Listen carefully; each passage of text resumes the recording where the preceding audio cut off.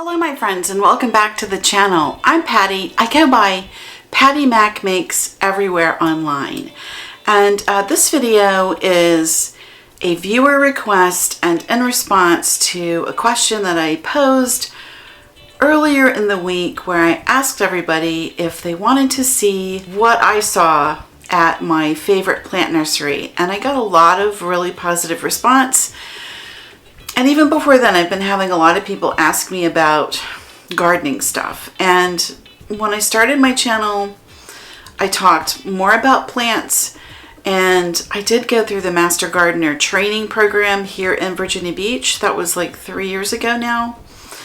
I didn't stick with the volunteer part of the program. There were a lot of things that came up, and so I wasn't able to do it, but I did complete the training.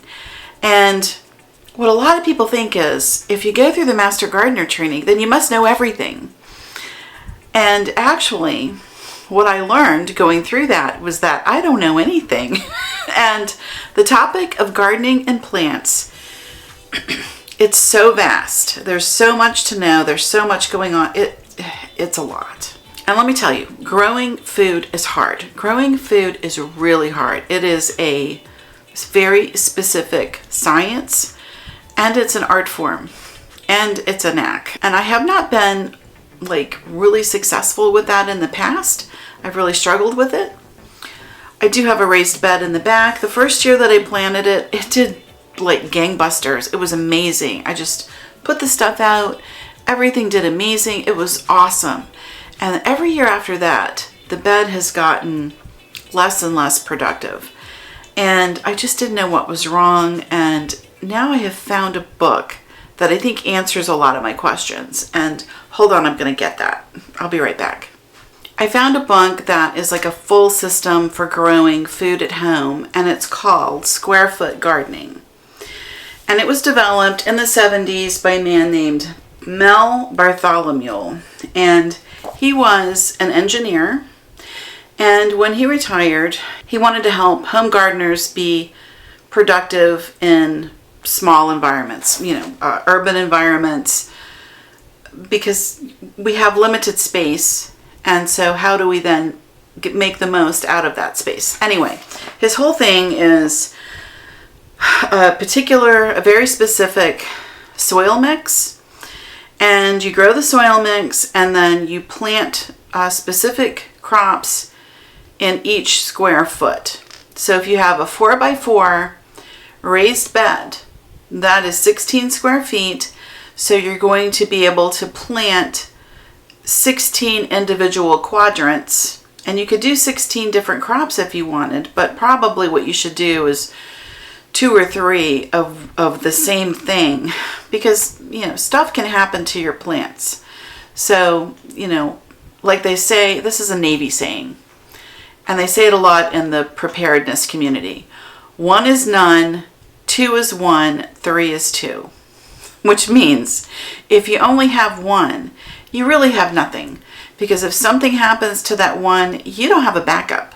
So if you have your primary, whatever it is, and your backup, that's like having 1 item. So plant a couple of plants of the same thing to make sure that you get some kind of harvest. But anyway, yeah, it's really interesting. So it's a very specific soil mix, and he gives you ideas for what to plant and why different vegetables are good for different aspects of health. I mean, it's a very thorough book. It's very good. So I'm going to give you a link to this. I found it on Amazon and ordered it, of course. Where else? Amazon has everything. So I'll link it below, because it is a very good book. And, it's not too late. Where I live, I'm in zone 8A. And so we can start planting after April 15th. That's generally our latest date for frost. So you want to find out where you live. You want to look up your gardening zone. So you want to know your gardening zone, and then that will tell you your earliest and latest frost. And that's how you plan out when you're going to plant and harvest your stuff. So that's very good information. You do need to know that. But anyway, one thing he talks about in the book, and he is a big proponent of those small raised beds like I had. But what he says is, if you do the raised bed and you've got trees nearby, what happens is the trees, the root system starts to recognize the fertilizer and the nutrients coming from that little spot. And the tree is going to put shoots over that way and remove the nutrients. So in my backyard, I'm looking at it now, I have a very large river birch, which I love. We call it the Harry Potter tree. I think it's a beautiful tree. I have that. It's old. It's very old. And then I have on the other side, I like it in the summer. I despise it in the fall and winter. It's called a sweet gum, but it puts off something that we call gumballs. So not everybody knows about gumballs, but they're a pain in the neck. And when I go to do my yard cleanup, I have to physically rake every square inch of the backyard to get them up, because you can't use I have like a mulcher type of a thing where I can suck the leaves up. You can't suck up the gumballs because they will tear up the equipment. So they have to be gotten up by hand. But the tree is beautiful when it's in bloom, and I'm looking at everything. When everything is bloomed out, it's very nice because it creates like a screen between myself and the neighbors, which is always nice. So anyway, and then I have trees over here. When I found this house, one of the appealing things for me was that it was surrounded by trees. I really liked the trees because it just feels like more of a natural environment, even though I live in the middle of town. So yeah, the trees. So obviously the trees very quickly said, oh, well, the nutrients are good over here, and everybody came to that location. And now that little bed, it's like no matter what I do, I can't really get it super productive again. So I planted a jasmine, which is doing well, and I planted a gardenia cutting, which is also doing really, really well. So I just use it for shrubs. That's about all that will go. I can't even get it to grow marigolds. Okay, and marigolds, they're like nothing. They're so easy. They won't even grow. So it is what it is. So in my situation, just putting a small raised bed planter on the ground, it's just not going to work. I have to have everything in like planters that are up higher. Also, I have a big time rabbit issue. And I used to think the bunny rabbits were so cute. And then when they started eating all of my stuff, I didn't like them as much anymore. So between the rabbits and the trees, I have to have everything up high or I don't get anything. So I'm sorry I went off on that tangent. But, for years I wondered, why can't I grow anything in this bed? I just tried everything. I aerated the soil, I fertilized, I did this, I did that, I tried different stuff, blah, blah, blah, nothing.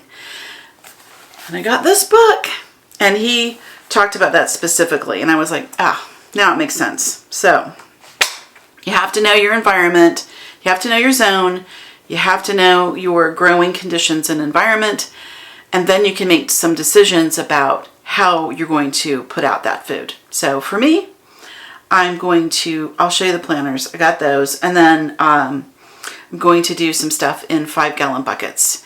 And I'll tell you, so you can search square foot gardening on YouTube. There's tons of videos about this. And you'll see Mel. He was on a PBS series a long time ago, so you can see him. I found a channel called Hollis and Nancy. This man, first of all, he was a chaplain. I don't know. I have a sense that he was probably a military chaplain, but he might have been in the fire department. He might have been in the fire department or something, but I just have a sense that he's retired military, probably Navy. And anyway, so he has a beautiful touch with incorporating faith into the videos, which is very, very nice. I really like that. And the man, his knowledge of how to grow individual crops, it is amazing. That is the best channel. So, and for me, it's like I have a private tutor, because when he started the channel, they were living maybe 40, 50 miles north of me. So we're in the same gardening zone. So any information that he shares when they lived at the original house, I can apply that directly and exactly to my own yard. So I feel like God just handed me a beautiful gift when I said I wanted to grow food this year and that I needed help because I have not been successful. That channel presented itself, and I just am very grateful. So if you ask for the help, God does provide, and it might come in some really unusual ways that you don't expect or anticipate. So if you need help, ask for the help, and as they say, the Lord will provide. So anyway, all that being said, what I'm going to do, I'm going to show you my little setup. It's not impressive, okay? So don't get too excited, but I'll show you what I'm doing. I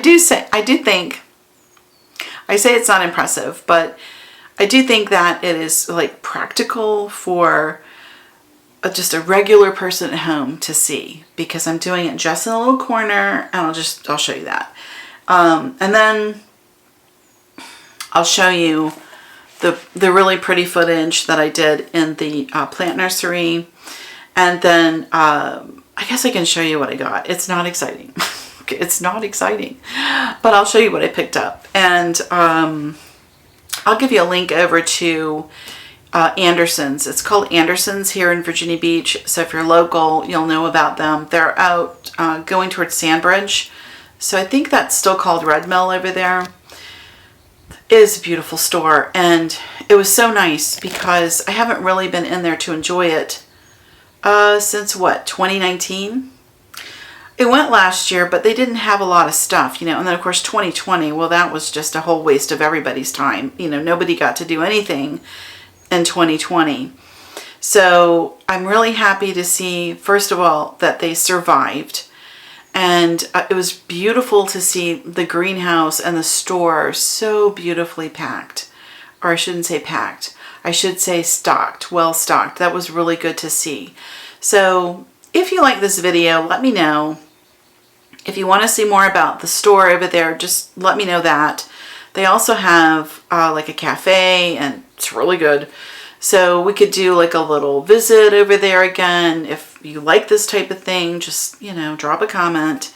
I know typically it's all sewing and quilting, and it is recommended for your best success on YouTube that you just do one thing. Okay, you're supposed to just do one topic. That's it. That's all. You only talk about the one thing ever. They call it niching down, and that's what you're supposed to do. Seldom do I ever do what I'm supposed to do. I am a Generation X person, and, you know, we're just hard-headed. So we like to do what the heck we want to do. So, okay. That being said, I'm going to flip the camera, and I'm going to show you just my little setup and what I'm doing, and then I'll get to the greenhouse footage, and yeah, that'll be the video for today. Thanks for watching, and don't go anywhere because you're going to want to see the nursery footage.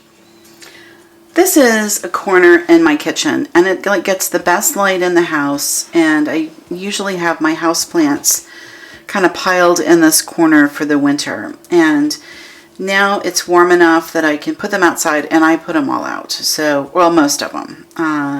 So now I can use this to get some plants started. And this little basil, I bought that a few weeks ago, maybe 3 weeks ago at Anderson's, and it's just beautiful, and I love the smell.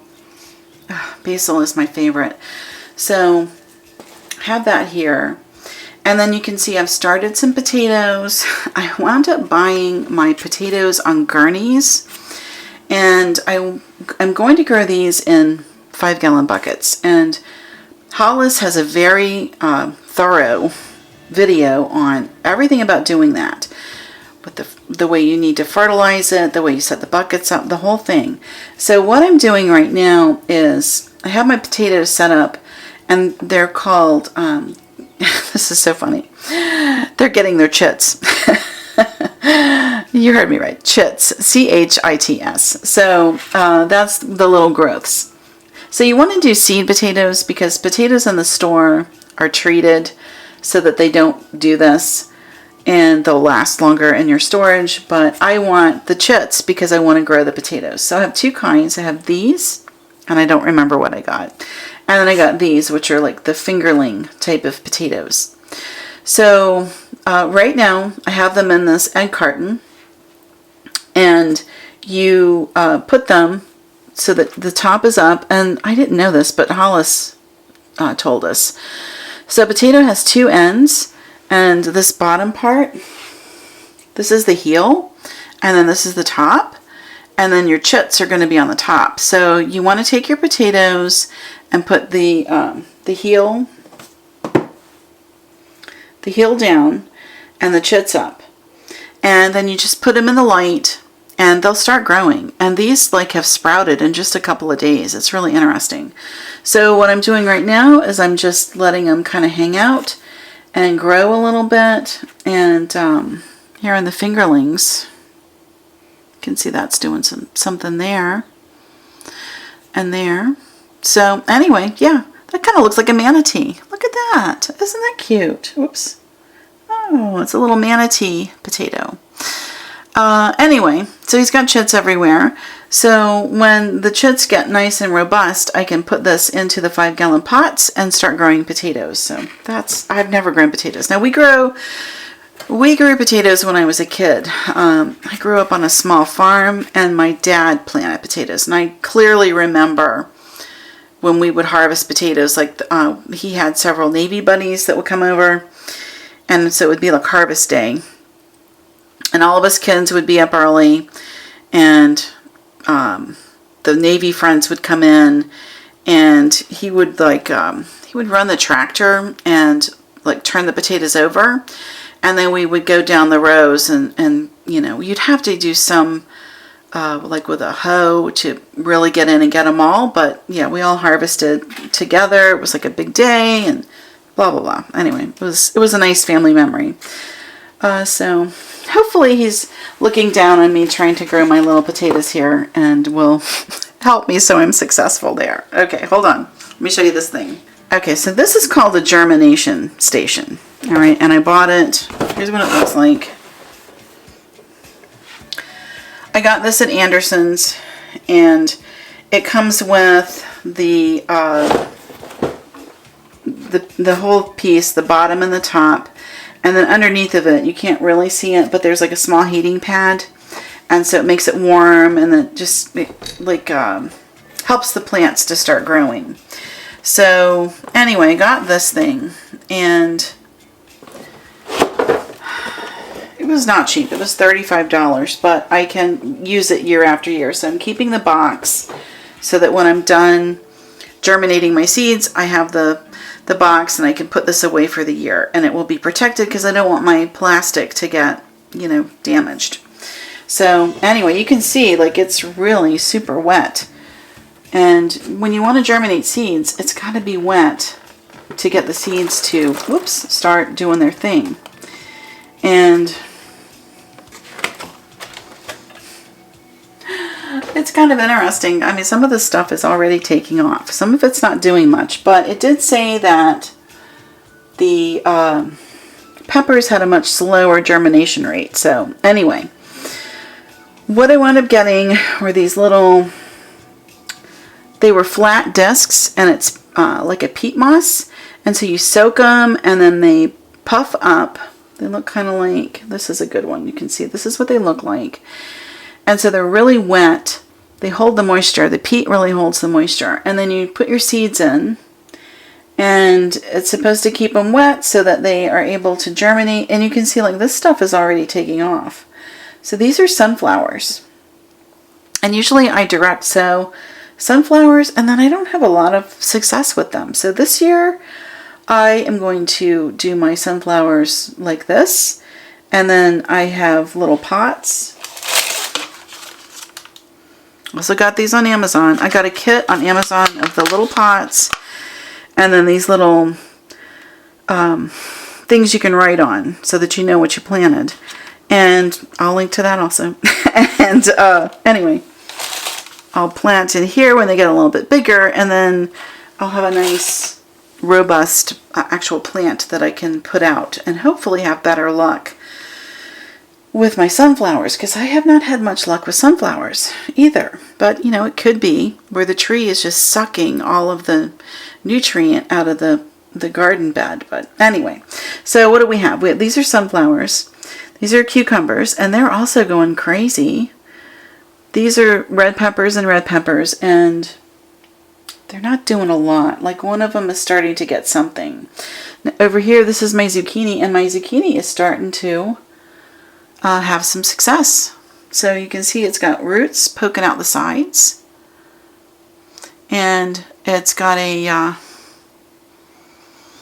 some shoots coming up. So that's really exciting to me. Okay, so there's that, and then this is Roma tomatoes. I've never tried to grow tomatoes from seeds, so I don't know how they're going to do. They're awfully small, so we'll see. I'm going to try it. I'll probably still buy plants just because, you know, I don't know. I really want tomatoes, and I don't want to mess it up with the seeds, and I'm not confident, as you can tell. Okay, so this one is a yellow squash. And, you know, you can't really live in the South without having yellow squash and zucchini in the summer. It's just the way it works. You got to have those things. And they're starting to grow. It's very exciting. So these little peat discs, I went back. The reason I went back to Anderson's, and it's going to be in the video that I'm going to share with you, I went back to get more of these. They didn't have them. So I had to go back to Amazon again and get some more. So they are there. I'll link to them. And I'm going to get a collection of those, and maybe I'll even put some aside for next year so I have them. And I want to do more sunflowers for sure, and I might do other flower plants actually and get them started, because I think the direct sowing, which means you take the little bitty seed and just put it in the ground, I think you're less successful doing that. And I have quite a bit of herbs, and I'd like to get some herbs going. So anyway, I'll probably be cycling through this quite a bit. And you can see, I mean, I have plenty of room to move stuff together. So anyway, the germination station. This is a nice little thing. Okay, without any further ado, let's jump into the beautiful footage that I took when I was in Anderson's this week. And I'm not going to talk. I'm just going to roll the video and put some nice music to it, and that'll be what we have for today. And yeah, let me know what you think. If you want to go back for another visit, we could do like a little vlog over there. I would be happy to do that. And yeah, okay, that's it. I'm rambling. I'm going to stop and enjoy.